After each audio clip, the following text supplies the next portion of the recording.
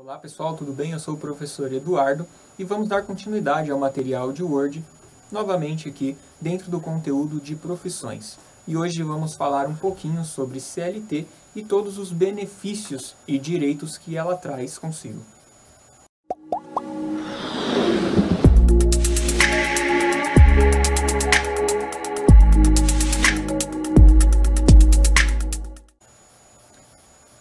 Bom pessoal, falando um pouquinho aqui sobre CLT e basicamente todos os benefícios que a gente tem em relação a um trabalho com uma carteira assinada, precisamos primeiramente entender o que é a CLT, que a gente sempre ouve falar nos processos de admissão.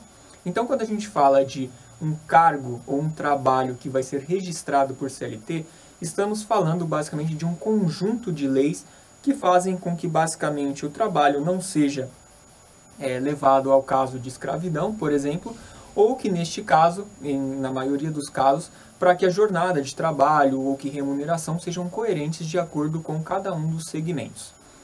Para a gente entender o que é a CLT, basicamente a sigla significa Consolidação das Leis de Trabalho, que é basicamente um conglomerado de artigos que resultam ali basicamente em 922 artigos que visam organizar e estruturar todo o processo de registro de funcionários.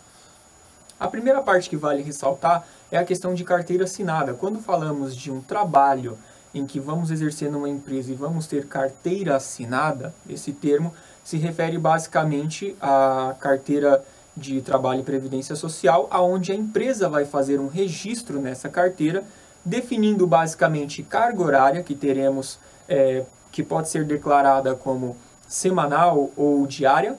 Temos informações referentes também a salário bruto e cargo que a pessoa vai exercer dentro da empresa, deixando dessa forma muito claro e objetivo o acordo entre colaborador e empresa. Depois disso, vamos falar basicamente sobre o Vale Transporte, que também é uma informação que é acordada assim que o processo de contratação do funcionário é resolvido. Neste caso, as empresas têm no máximo 6% do valor total bruto que o funcionário receberia no final do mês para poder fazer o desconto e pagar esse Vale Transporte, e todo o valor restante teria que ser pago baseado no valor mensal que o funcionário teria que utilizar a partir de um pagamento por parte da empresa. Então, neste caso, o que a gente poderia fazer, por exemplo, para entender a questão, é que se você tivesse um valor específico para ir e voltar do trabalho, no caso, o caminho para o trabalho e depois para a sua casa, o valor não poderia corresponder a 6%, no caso, no máximo, do valor bruto que você recebe declarado na sua carteira de trabalho. Todo o valor restante teria que ser participado aí por parte da empresa. Então, uma das informações que também são declaradas em carteira de trabalho. Outra informação é a questão de férias e dias trabalhados. Basicamente, todas as pessoas que trabalham com carteiras assinadas, elas têm um tempo decorrente de 30 dias para retirar depois de 12 meses de trabalho. Cabe salientar que, em alguns casos, algumas pessoas acabam fazendo uma conversão, um abono pecuniário em cima de uma parte, de um terço das suas férias. Nesse caso, então, a pessoa teria uma quantidade de dias reduzidos de férias, porém receberia um valor por esses dias que foram trabalhados dentro das férias.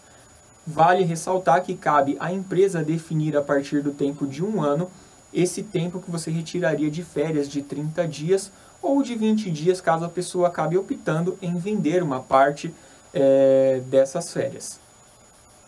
Caso a pessoa opte em vender um terço das férias, ela terá que receber este valor da venda das férias em até, no máximo, 2 dias antes da saída de férias, no caso.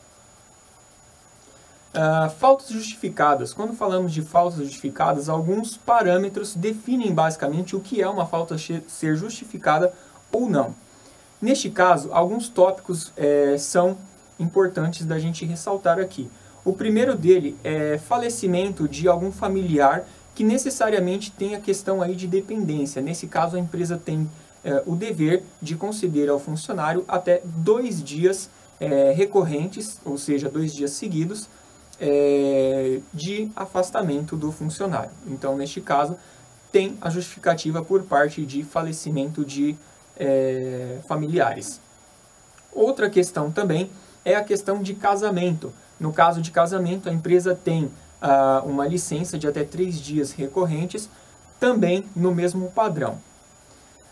Licença maternidade é concedida às mulheres que trabalham dentro da empresa e estão em um processo de gestação, e assim que entram em licença maternidade ficam até 6 meses seguidos por parte de uma liberação da empresa, e podem, em alguns casos, até vincular este tempo com as férias que já deveria ser retirada anteriormente ou que são futuras dessa pessoa. No caso paternidade, na licença paternidade, é de até 5 dias seguidos, então 5 dias recorrentes.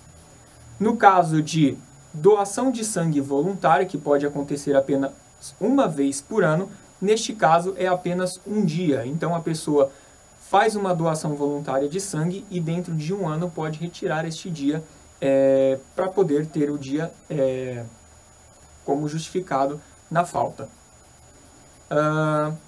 Outra informação que vale ressaltar, referente também à parte de salários e à parte de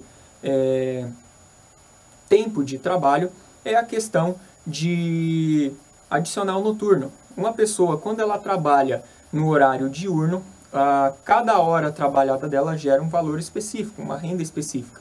No caso, quando falamos de uma pessoa que trabalha em um cargo que, por exemplo, acontece entre as 10 da noite de um dia e as 5 da manhã do outro, a remuneração acontece em intervalos menores. Neste caso, o que acontece seria basicamente um tempo de 52 minutos e 30 segundos, fazendo com que basicamente este funcionário receba em intervalos menores, basicamente fazendo com que a remuneração seja relativamente um pouco mais alta também. Nesse caso, o adicional noturno gera uma remuneração superior a quem trabalha na mesma empresa, no mesmo cargo, dentro de um horário diurno. Então existe essa diferença aí, este espaço de 7 minutos e meio mais ou menos, para que seja contabilizado aí um período de trabalho. Bom, pessoal, essa foi a aula de hoje. Qualquer dúvida, deixem nos comentários abaixo, façam os exercícios e bons estudos.